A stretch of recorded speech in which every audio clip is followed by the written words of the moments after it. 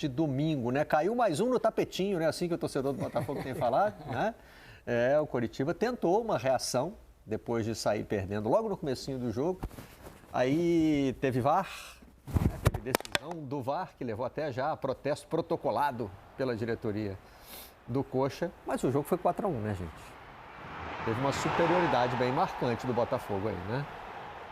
O Coritiba até teve, né, um volume legal no primeiro tempo, né? Fez o gol, teve a oportunidade desse gol anulado pelo VAR, fez algumas boas ações, né? Aquela questão de se defendeu muito bem, tirou os espaços desse time do Botafogo, que gosta de ter espaço, principalmente jogando em casa, mas não foi tão eficaz. É um golaço, né? E golaço. Golaço. E raro pegar o Lucas Perry, né, desprevenido. Absurdo, né? Absurdo que ele tem a inteligência de raciocínio rápida, né? E a confiança, né, Richardson? Exatamente. E esse time do Coritiba é um time que vem mostrando uma melhora, né? Não só em pontuação, mas em competitividade. Hoje enfrentou o líder, era muito difícil para o Coritiba.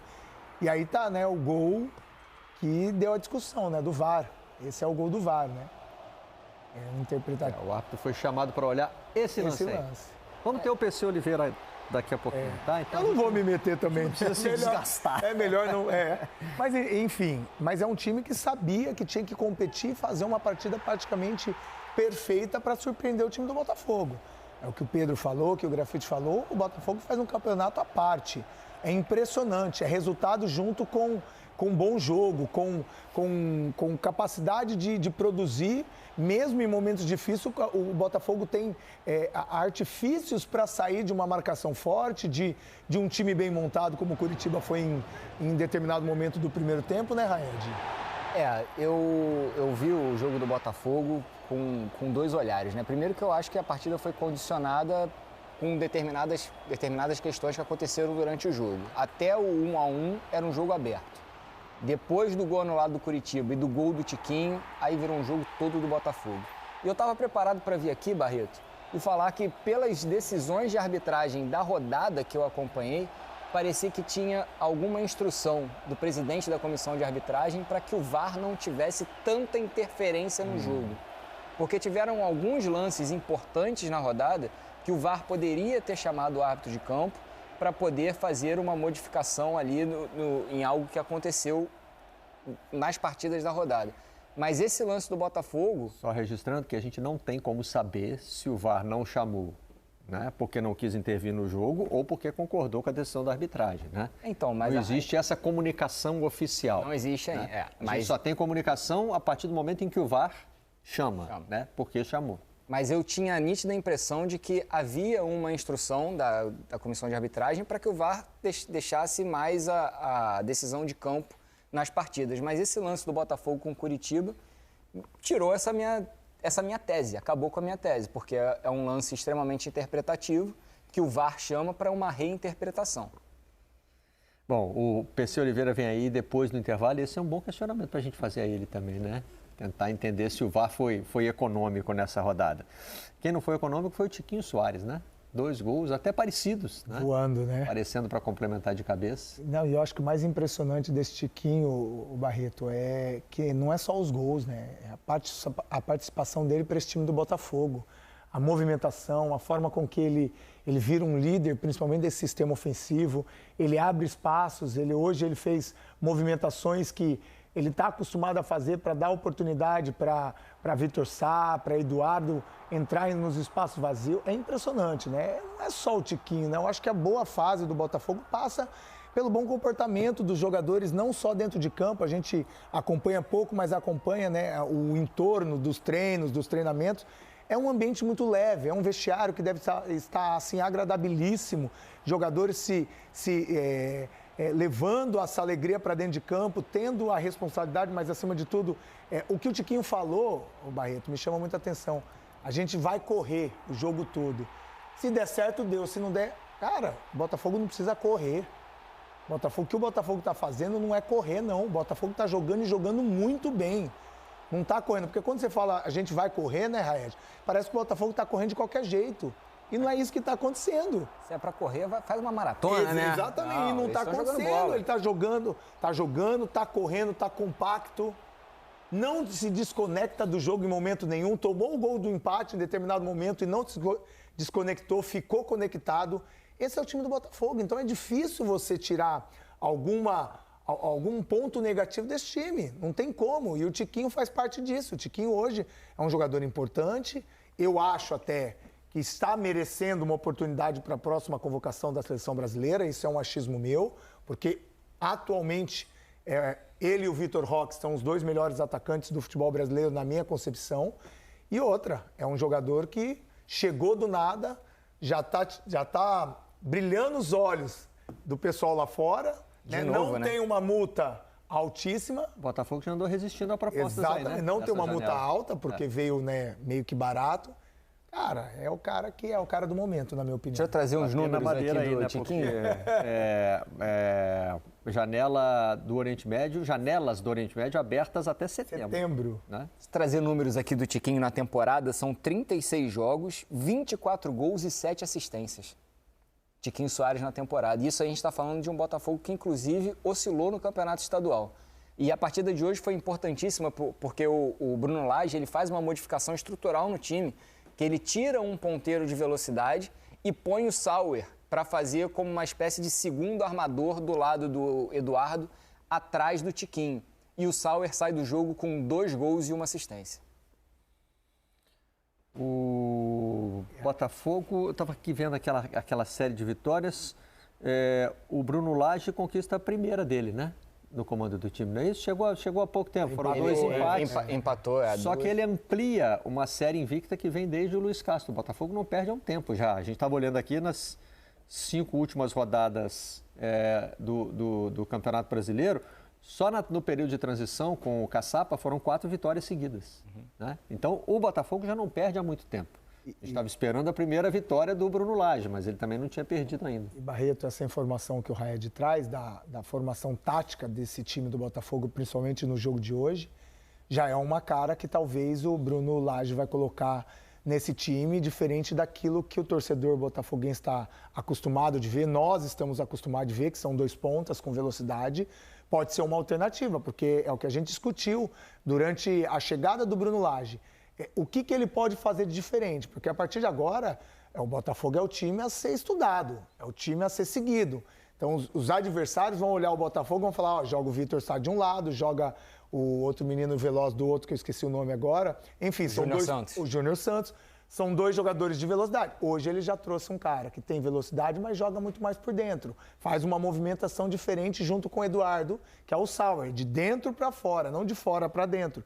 Já pode ser uma metodologia diferente para talvez, se algum jogo, essa formação que é ideal e que tem dado certo para o Botafogo não der certo, já tem uma característica diferente de um treinador que é novo e está tentando implementar a sua metodologia sem mexer com muita coisa. E diante desse momento do Botafogo, é um jogo até para o Coritiba avaliar de forma diferente, né?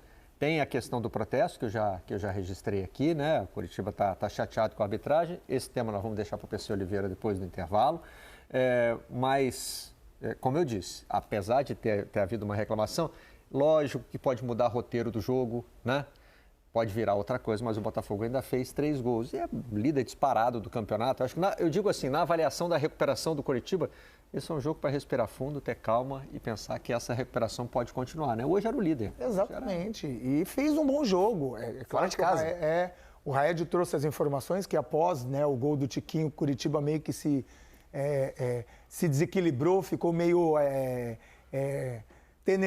temerário com a questão de tomar uma goleada, e foi o que aconteceu. Mas, se você pegar os números totais da partida, 53 de posse de bola contra 47, 13 finalizações a 9. Então, o Coritiba não fez uma partida ruim.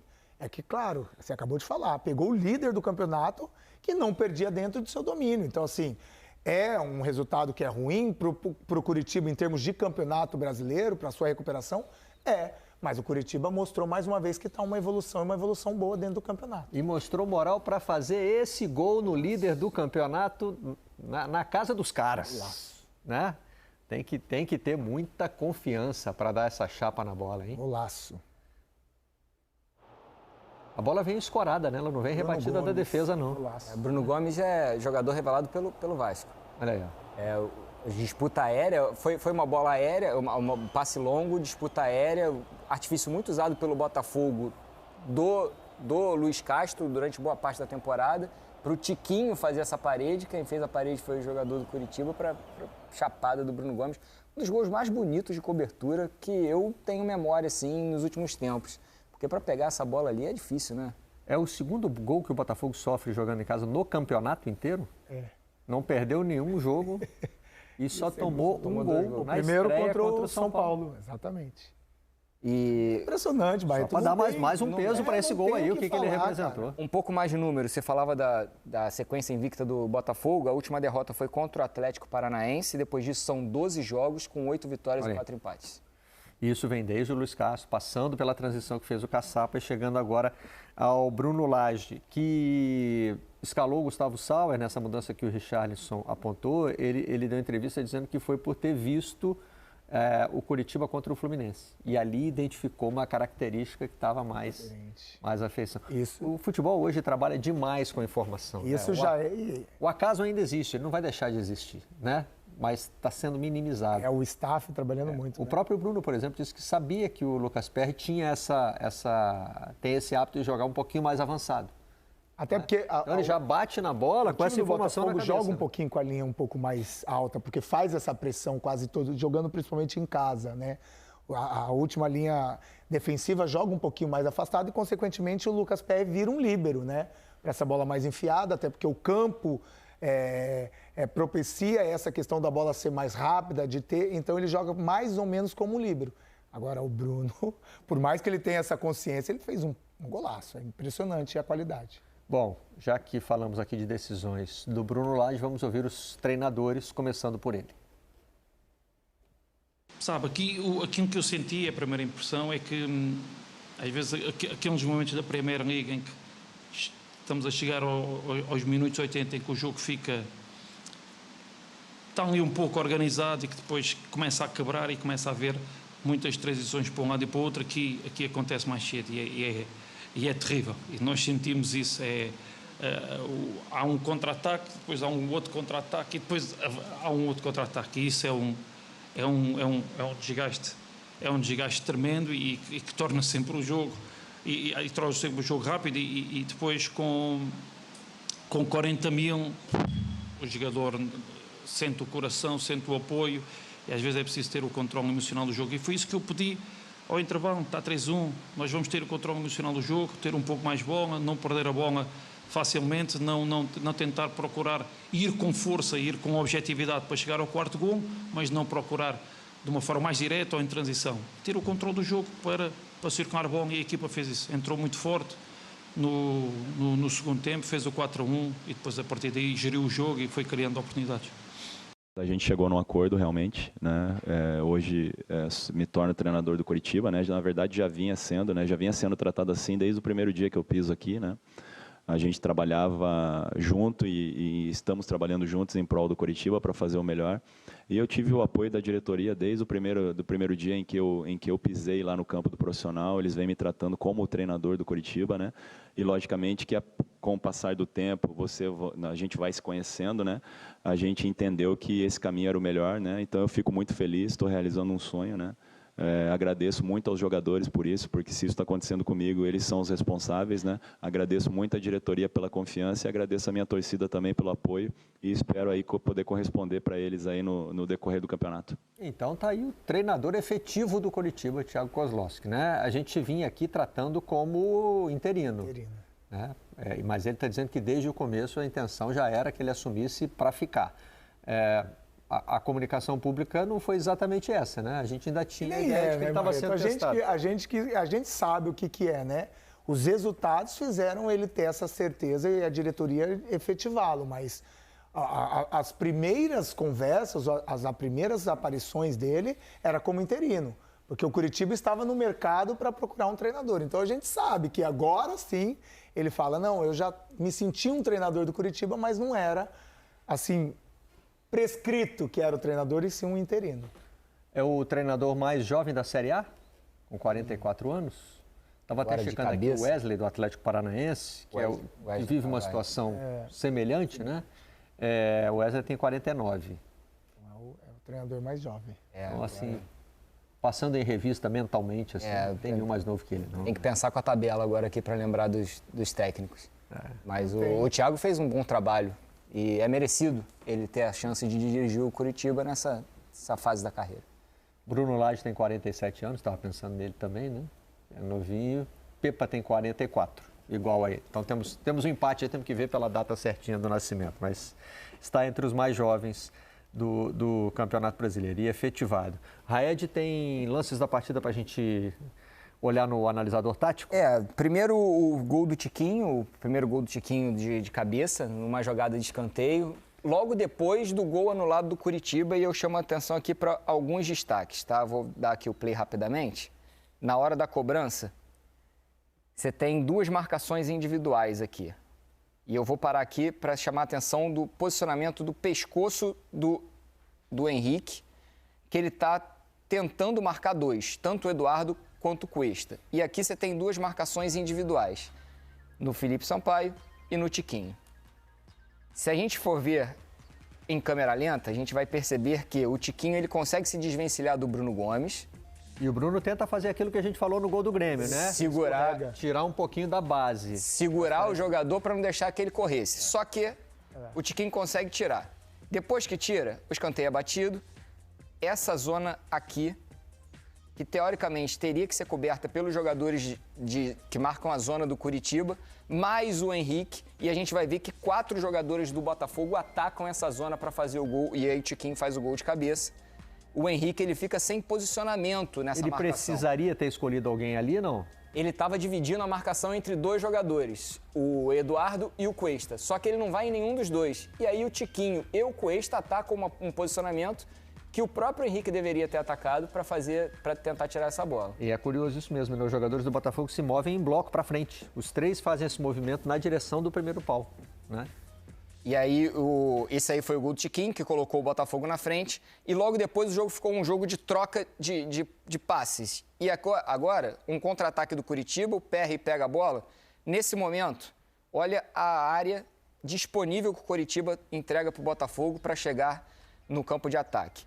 O Coritiba se defende com 4 jogadores. Você tem o Andrei tentando fazer a cobertura do lateral que sai aqui na caça do Vitor Sá. O Vitor Sá consegue fazer a jogada, passa pelo lateral, joga a bola na área. E aqui, ó, uma linha do Coritiba faz a marcação de zaga, né, a marcação defensiva. E o meio-campo, mesmo que o Andrei tivesse feito a cobertura, não acompanha. Abre uma área absurda para que o Gustavo Sauer consiga fazer a finalização. Aí é o 2 momentos do Botafogo, em que o Coritiba oferece o espaço. Mas, entre esses 2 momentos, tem uma ação individual muito bem realizada, né? Do Vitor Sá. Que vai no 1 contra 1. Ali no 1 contra 1. Que é o diferencial, né? E aí ainda chega a cobertura. Não consegue parar a jogada. Mas mostra que o Coritiba estava, né, nesse momento da partida, depois do gol anulado e do gol do Tiquinho, nesse momento da partida o Coritiba ele estava mentalmente ali um pouco fora do jogo. E aí era o time que atacava, que colocou o bloco de 4, 5 jogadores no campo de ataque, contra uma zona que estava defendendo. Eram os 4 defensores, os 2 volantes e um espaço absurdo para que o Botafogo pudesse aproveitar. No gol do Tiquinho, o movimento dele é legal. Você disse que o Bruno escorrega na jogada. Na verdade, sim, há um movimento ele tenta atrapalhar o outro, e a hora que o Tiquinho faz o movimento de lá para cá, acho que o Bruno escorrega a hora que ele perde o contato com o Tiquinho, então acho que é normal. Além disso... Você vai falar desse lance também. Além disso, o escanteio não havia sido cobrado, então não tem como marcar falta. Isso aí é antes da bola ser batida do escanteio. O máximo que pode acontecer é um cartão se houver uma agressão e não uma falta, né? Ou o árbitro não permitir a cobrança do escanteio, mas ele permitiu a cobrança.